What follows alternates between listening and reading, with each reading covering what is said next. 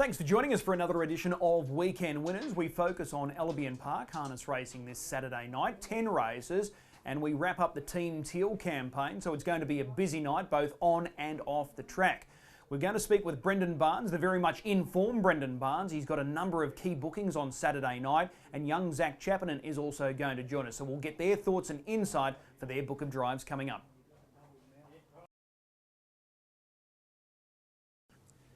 Brendan Barnes is about to join us first up to go through his book of drives on Saturday night, and he goes to Albion Park full of confidence because his form in the bike is super of late, and he's got some key runners again here on Saturday night. Brendan, appreciate the time. No worries, Chris, thank you. We start with Hannon. This first race looks loaded with chances. Your guy's looking to overcome a poor draw, the outside of the second row over the mile, but you can't knock his form. He's been placed 11 of his last 12, and there were legitimate excuses the only time he did fail. Last week he was a runner-up behind Montana Chief, beaten narrowly.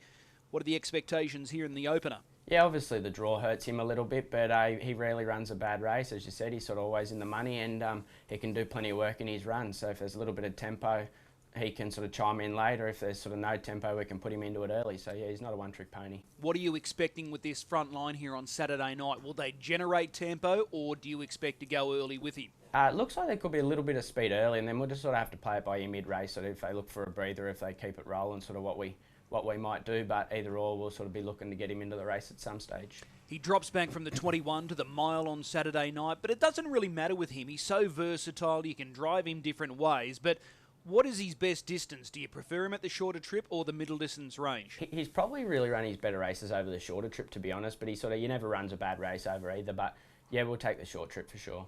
Okay, last week, very brave, went second behind Montana Chief, so you just need that little bit of luck. Yeah, for sure. Okay, well, that's Hannon, race number 1. Here's a good drive coming up in race number 2, Franco Hampton. It's not going to be easy on paper. It probably looks a little sticky, the barrier draw, gate number 6, but he's aiming for 4 in a row, and he was awesome winning here last time out. Yeah, he's going super. He's drawn a little bit wide with plenty of speed around him, so he's going to have to sort of do a bit of work, but hopefully we can sort of bully our way to the front, and he'll give him plenty to run down again. Well, he's still unbeaten for Jack. Is it the fact that he's been able to transfer to Jack, the softer training track, the swimming conditions that he's got there, is that the key thing for him and the turnaround in form? He just seems a really happy horse. I know that they had a lot of trouble with him sort of choking down. He'd sort of, if he didn't get his own way, he'd choke down, and as soon as he touched the bit, he was sort of no good. But we've sort of just been keeping him happy. He's really relaxed at home in track work. You know, he goes around on a loose rein, and he's been really good at the races too. We've just sort of been letting him do his thing and not fighting him, and I'd say it'll just be a case of the same on Saturday. Okay, well, he's gone 52-4 at his past 2 wins. Can he find the lead in this race? Oh, well, we'll definitely be having a good look. If not, there'll sort of be some pretty solid pressure throughout because, yeah, as I said, we don't really like to upset him, so we'll just let him do what he wants to do, and if he wants to get rolling, we'll keep him rolling. Okay, well, he looks a terrific chance. The form is absolutely super right now. Shorty's mate, who was 3rd behind him last time out, he was a winner on Tuesday, so that form line has been franked. Yeah, definitely. Okay.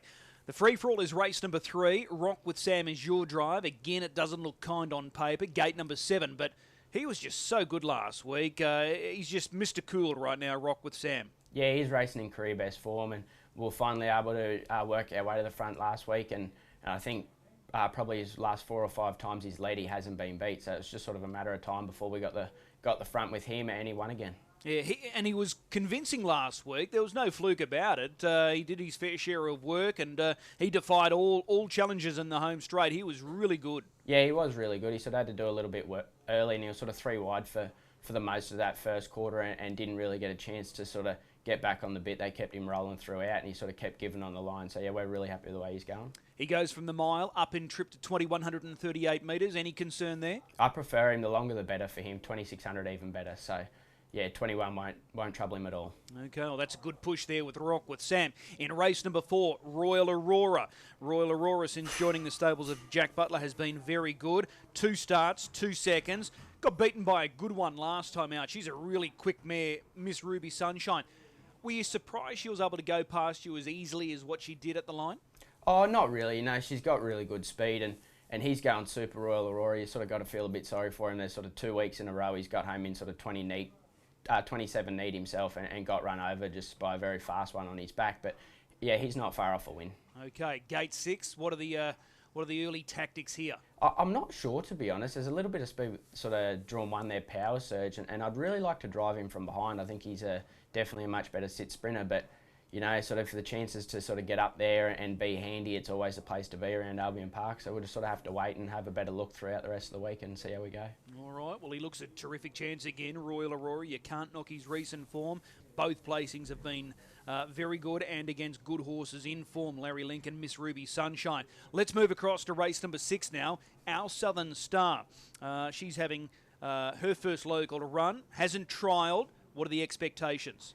Her work at home's been sort of as good as it can be, and she sort of, her form line's sort of not too bad there, so I think she'll run quite a good race. Okay, 2 off the second row. Are you likely to go to the pegs or just keep punching through at the start? No, we'll probably just keep punching through. We should get a pretty good trip there, and yeah, I think she'll get home strongly. Okay, well that's our Southern Star in race number 7. You've got the drive on Handsome Hero, early scratching here, King of the Stars. Is that a good thing for you? Yeah, it moves us in a little bit closer, but it's quite a strong race, so we'll just sort of we'll probably drive him a little bit quieter this week and sort of drive him for speed and just sort of play it by ear. Were you disappointed last start when he was at the rear of the field? No, not really. He sort of had to work pretty hard. It was pretty genuine tempo, and yeah, over 2100 it was just sort of too much. Class runners look to be Lilac, Flash, Clint'll do. Agree or disagree? Yeah, definitely. Okay. And your final drive on Saturday night is Gangbuster. This race is a race on paper that looks like they're, probably struggling for their best form. Gangbuster comes here after some recent efforts at Redcliffe. Can he lift his game? Yeah, he's probably not going as bad as it looks on paper, but we're sort of yet to really work out how he races best. If he's sort of an on-the-speed horse or a sit sprinter, he's definitely got good speed for 200, and he's got really good speed out the gate. So we're sort of still just tinkering a few things with him, and yeah, seeing how we go. Do you prefer him at the mile or the middle distance range? Probably the mile, just because if he does draw handy, he's got that good bit of gate speed that we can use. But I don't think it's a big deal breaker for him. All right, well, it's a good book of drives for you, and you're in super form right now. Which one are you looking forward to most on the weekend? Well, there's a few there that are hard to split, but I think our Southern Star first up. I'm really happy with the way she's been working at home, and with the nice little trail and draw, I think she can run a good race. All right, well, that's a good push. Race 6, number 9, Our Southern Star. Brendan, as always, we appreciate the time. We'll see you trackside. Thanks, Chris.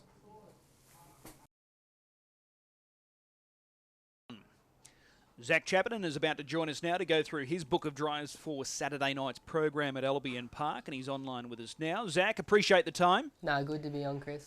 Shorty's made in race 1. He backs up from Tuesday where he proved successful, and he draws nicely here in gate 2. This is a race that he can certainly feature in again.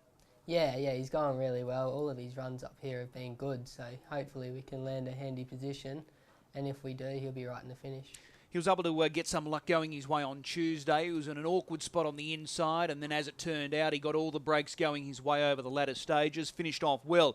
From gate 2, I'm sure you'd want to take up a fairly handy spot and stay close.